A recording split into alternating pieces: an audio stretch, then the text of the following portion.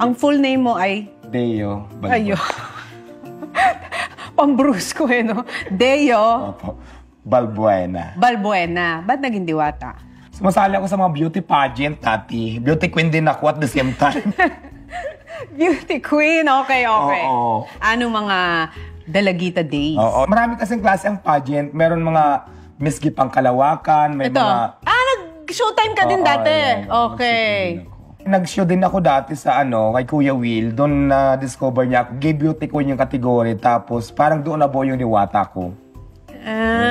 Tas wala na, yun na yun. Yun na yun. Tapos hindi mo ako tagal doon, saglit lang. Kasi si Diwata ay talagang tubong at pinanganak sa Samar. Yes po. Di ba? Opo. Tapos, ang trabaho ng nanay at tatay mo noon sa Samar, Farmers sila. Actually, yung tatay ko wala na, mother na lang.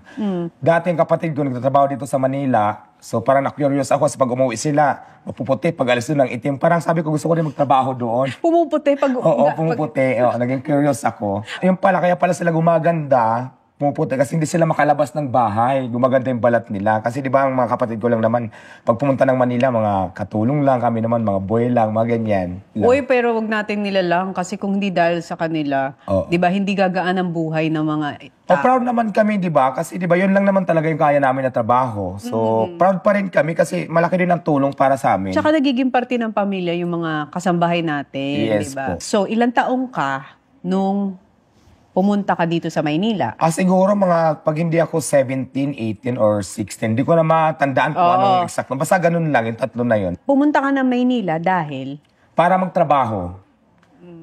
Pinasok ko nung unang trabaho ko, pinasok ako ng kapatid ko, nagtitinda kami ng prutas sa Pasig. Tapos umalis ako doon, pinasok naman ako boy. Tumagal din ako ng mga 5 years. Marami ako napasukan, pero ganun lang yung trabaho ng mga napasukan ko.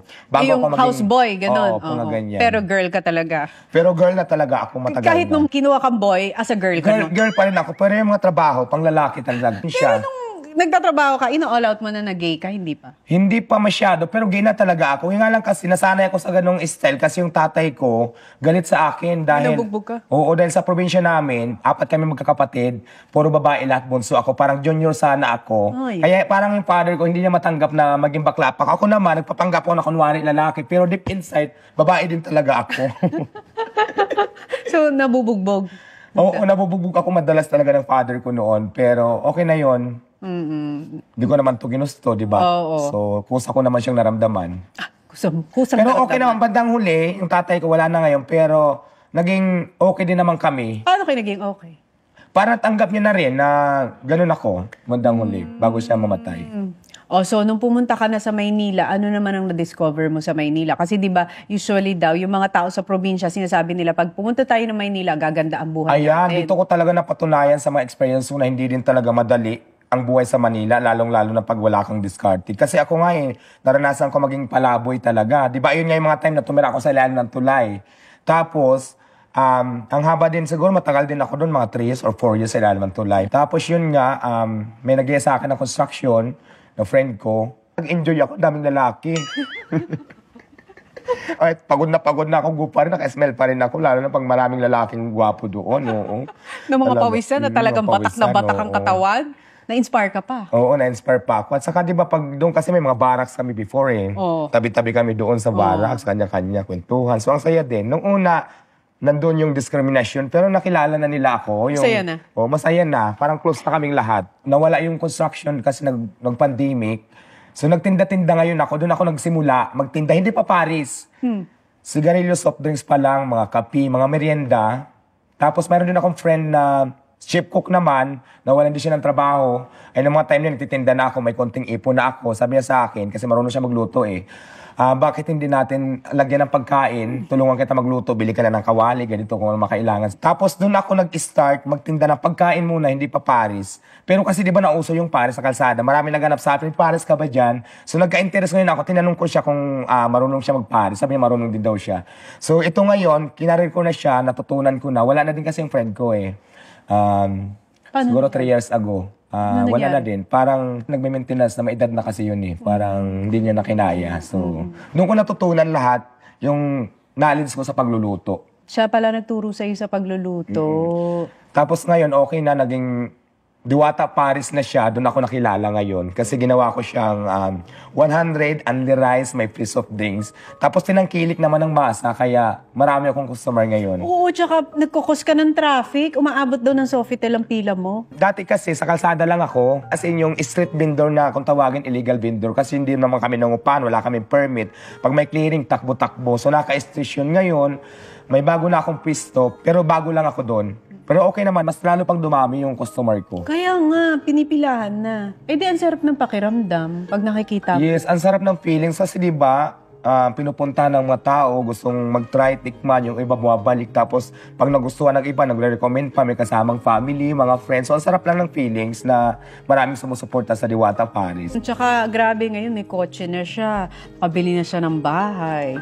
Okay naman, yung bahay ko ano lang siya, maliit lang, rides lang, pero at least naging safe na ako. Yung tulay, wala na ako doon. Bumili na ako ng mas komportable ako. Tapos sasakyan ko din ng mga kagandahan. Ano lang yun, second hand. Doon Pero kahit na ang sarap sa Oo. pakiramdam. Oo, ang sarap ng pakiramdam. Kasi dati kung bike lang yung sasakyan ko ngayon, Diba? kotse na talaga. Oo. Kaya ako binili yun. Kasi dati, natutulog ako pag pagod na sa tabi lang ng tindahan ko. Eh, feeling ko hindi ako masyadong safe kasi malayo yung bahay ko, Quezon City. Yung mga gamit ko, yung cellphone ko, So, minsan nawawala. Quezon City, tas sa Pasay siya Oo.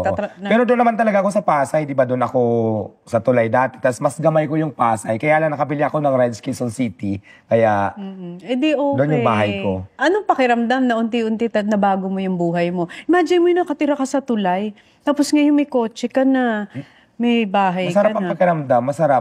Pakiramdam na masarap na hindi ko kayang i-explain. Basta ang saya kasi bukod sa marami ako natutulungan kasi marami din nagtatrabaho sa akin na umaasa din sa akin, lalo na ako. Ilan na family ko. trabahador mo ngayon? Marami. More than, basta marami. Mga nasa 20, ganon? Yes, more than pa yata. Hindi nga. Ang dami, di ba? Doon lang naman kami umaasa. Ako naman sabi ko, kahit wala nang kitain, basta ang mindset ko dyan is, makapagpasahod ako sa mga tao, lahat ng expenses ko, ma-shoulder ko. Kumita konti, kahit 300 lang, 1,000 lang o 500, tinatabi ko naman yun para sa akin in my future naman. Tapos tinutulong ko din sa family ko, mother ko, ganyan. Eh di tuntua yung pamilya mo. Tutulungan ko naman yung mother ko. Dati bilang ko ng cellphone, mga damit, tuwang-tuwa naman siya. Yung dating hindi ko nabibigay, ngayon binibigay ko na sa kanya. Kaya supportin naman ako sa mother ko.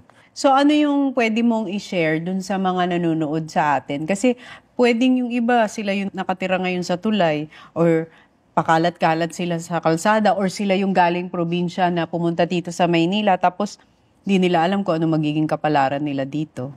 Ayan, sa lahat po ng lumalaban sa buhay, huwag kayong sumuko. Ang swerte, bigla na lang yung dumarating sa tao. Pero pag hindi pa para sa'yo, hindi pa para sa'yo. Huwag kang magmadali. Dating din yung panahon na dating din sa'yo ang swerte. Kung may pangarap ka sa buhay, gawin mo na, aksyonan mo na. Kasi walang imposible, maabot mo yung pangarap mo kung nilalagyan mo na ng aksyon, ginagawan mo na ng aksyon. At saka maganda yun sa kanya kasi nagtrabaho siya talaga at saka yung kita niya sa tamang pamamaraan. Yes, opo. Hindi ka nanling lang ng tao, hindi ka nanloko ng tao, di ba? Kumuha ka ng mga tamang trabaho. Alam mo yun, inunti-unti mo talaga. Yes, step by step. Katulad niya dati, nasa kalsada ako, di ba, nababasa ako dahil sa mga gamit. Ay ngayon naman, ini-improve ko talaga yung fried chicken ko na tinitinda ko. Bumili na ako ng lutuan talaga ng Chicken Joy. Chicken Oo, Joy. tapos yung kusina ko na laging binabas nila sa akin, yung in-improve ko talaga. Nagpagawa na ako ng kusina. May mga gamit na din talaga. Na para, May nagbabash pa din. marami akong basher before. Pero ngayon, okay naman. Kaya lang, basher kasi, hindi ko inintindihan kasi wala silang naiambag na tulong sa buhay ko. Bakit ko sila intindihin? At the end of the day, ako pa rin mag-aangat sa sarili ko, hindi naman sila. So ngayon, pagtatanungin kita, di ba sabi mo huwag kang tumigil sa pag-abot ng pangarap mo. So ngayon, kung meron ka pang pangarap, kasi nakabili ka na ng bahay, may sasakyan ka na. So ano na yung isa mo pang pangarap ngayon sa buhay? Ayan, plano ko talaga siyempre yumaman. Kaya ngayon, i-expand ko pa yung Diwata Paris Overload ko, Luzon, Visayas, Mindanao. Para yung iba, hindi na pumila. For example, nasa may Davao ako.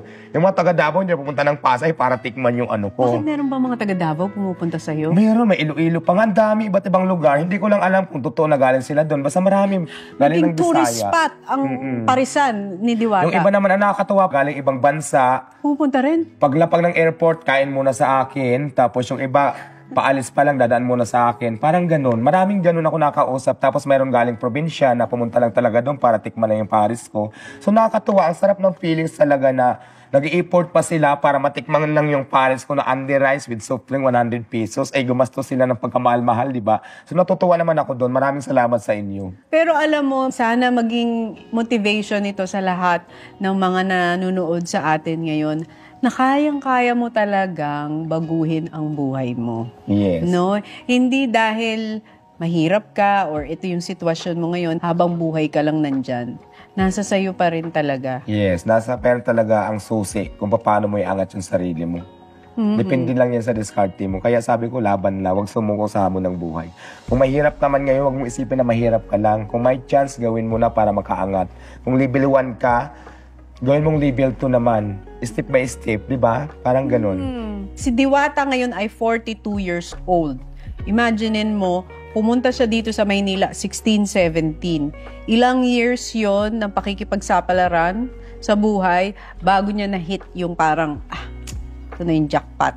Haba ng laban talaga sa buhay ko dito sa Manila. Mahaba. Talagang may mga pagdadaanan ka na up and down. Pero ang importante, katulad ng sinabi ni Diwata, huwag kang susuko sa laban ng buhay. Kasi darating ang araw, ikaw naman ang pipilahan, katulad ni Diwata. True. Diba? Yes, madam. Tama. From beauty queen to Paris queen. Yes, di ba?